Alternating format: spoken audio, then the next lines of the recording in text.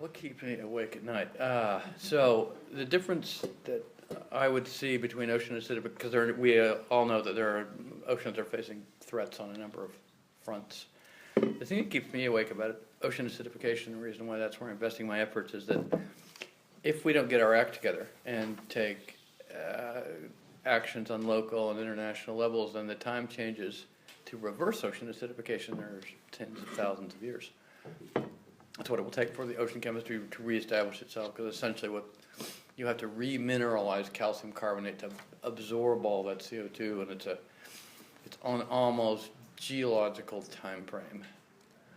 So that's part of it. The other part is that I'm a chemist, biochemist by training, so I'm really an experimentalist, is the lens through which I see the planet.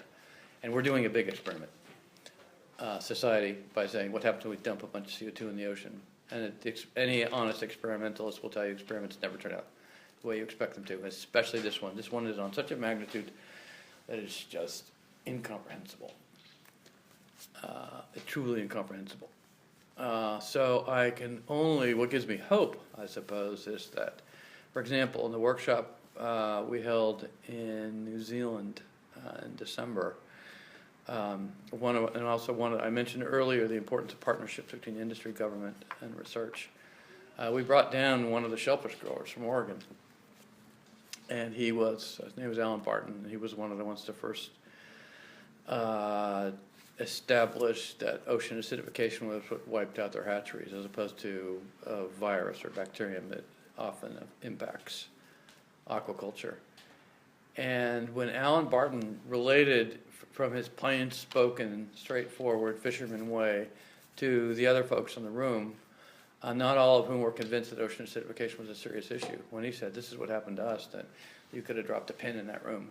It was just like, because I could get up and I can give the most beautiful PowerPoint presentation, matching fonts, beautiful background pictures, whatever, occasional maybe video here or there. Beautiful, perfect presentation. It was, "Oh, Dr. Capson, that was such a nice presentation, thank you." But I won't move the needle.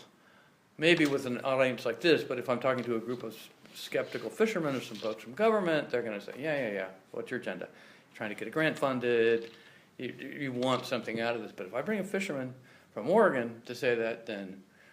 So Alan Barton played a fundamental role in convincing everyone in this room that this is an issue that we have to get on board with.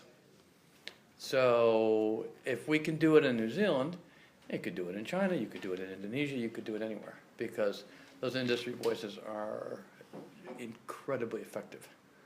I'm aware of nothing like it. The same thing, I live in Washington, D.C., that's the same thing. Or I want to get anything done, bring somebody from industry with me. Because all the folks in Washington are loaded. I'm a dime a dozen. There's a gazillion of us in Washington, D.C. We're all over the place. But those passionate and informed industry voices, those are rare. So I think when doing this work, we add informed, eloquent, passionate voices to the call for sensible CO2 emissions. But at the same time we do it, there's a lot that you can do locally. You can treat water so your shellfish are happy, you can reduce nitrogen and phosphorus runoff so you don't get algal blooms in coastal environments, which leads to eutrophication because those algae eventually die and they turn into CO2 too. So, for example, there's some relatively high PCO2 levels in the Firth of Thames. I assume John Zeldis from NIWA is the guy who could really answer those questions.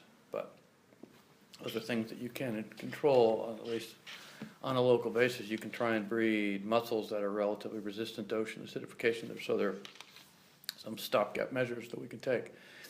And, obviously a glass half full kind of person, believe that we will and are capable of making the changes that will at least limit the impact of ocean acidification. So, yes. So I guess that's what keeps me awake.